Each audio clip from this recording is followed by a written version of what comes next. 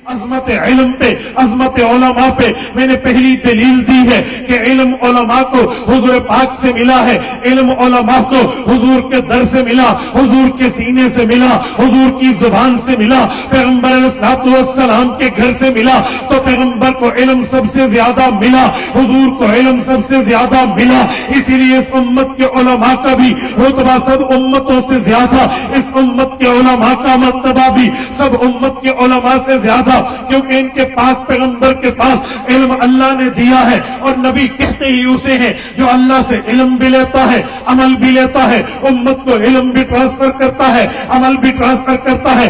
آؤ میں دوسری دلیل پیش کر رہا ہوں، قرآن کریم کھولیے، عظمت علم اور علماء پہ رب کریم فرماتے ہیں انما یخشی اللہ من عبادہ العلماء، فرمائے لوگوں تم بھی اللہ سے خوف رکھتے ہوں گے، تمہارے دل میں بھی خشیت ہوگی، لیکن جو خشیت اللہ نے علماء کے سینے میں رکھی ہے، علماء کے دل میں رکھی ہے، علماء کے قلب میں رکھی ہے، علماء کے سینے میں رب نے جو خشیت رکھی ہے وہ غیر عالم میں موجود نہیں ہے۔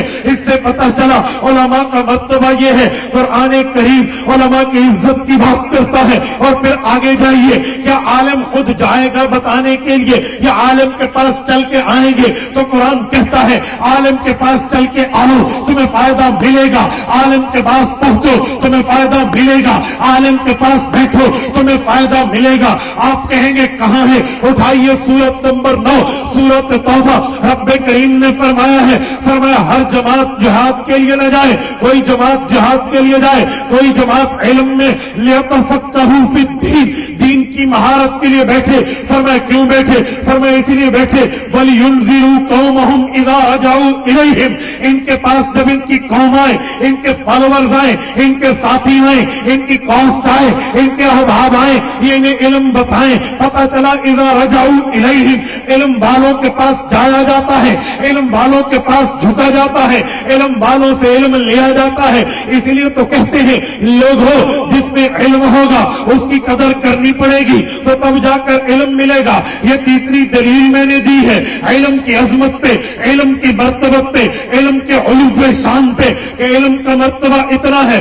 آؤ میں چوتھی دلیل علم کی بنیاد پہ پیش کر رہا ہوں، علم اور کتنا ہے۔ قرآن کریم فرماتا ہے والذین اوتوا العلم درجات، فرمائے لوگوں جن کو میں نے علم دیا ہے انہیں میں نے رتبہ دیا ہے، جنہیں ہم نے علم دیا ہے انہیں ہم نے درجہ دیا ہے، جنہیں ہم نے علم دیا ہے انہیں ہم نے مرتبہ دیا ہے، جنہیں ہم نے علم دیا ہے انہیں ہم نے مقام دیا ہے، جنہیں ہم نے علم دیا ہے انہیں علم کی نہج بھی دی ہے۔ اس سے پتہ چلا علم والے وہ ہیں جن کو اللہ نے یہ رتبہ دیا ہے۔ آؤ میں پانچویں دلیل علم کی بنیاد پہ پیش کر رہا ہوں۔ اے عالم کون ہے؟ عالم کا مرتبہ کیا ہے؟ عالم کہتے کسی ہیں؟ اے عالم پیغمبر محمد الرسول اللہ کی خواہش کا مظہر ہے۔ آپ کہیں گے کیا؟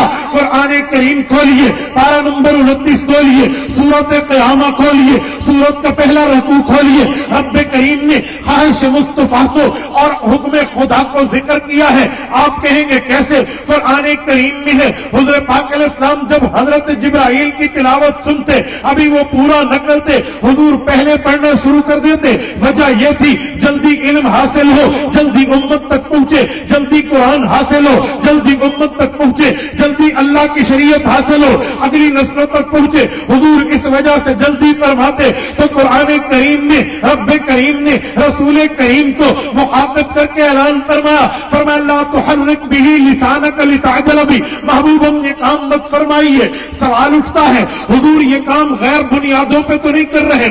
حضور کے پاس بیس ہے، ریزن ہے، بنیاد ہے جس کی وجہ سے کر رہے کہ علم جلدی ملے، یاد ہو، امت تک پہنچے، علم جلدی وصول ہو اور اس کو مضبوط کر کے امت تک پہنچایا جائے، اس لیے جلدی کر رہے ہیں۔ قرآن نے جواب دیا لتعجل بہ، یہ لام تعلیلیہ ہے، ریزن ایبل ہے، وجہ بتا رہی ہے۔ فرمایا محبوب مصطفیٰ ہمیں پتا ہے آپ کس وجہ سے جلدی کر رہے، ہمارے علم میں ہے آپ کس وجہ سے تاجیل کر رہے۔ آپ چاہتے ہیں یہ قرآن آئے اگلی نسلوں تک جائے، اس لیے جلدی کرتے ہیں۔ محبوب فکر مت کیجئے، پریشان مت ہوئیے کہ یہ قرآن اگلی نسلوں تک جائے گا کیسے۔ ان علینا جمعہ و قرآن، یہ قرآن جمع کیسے ہوگا؟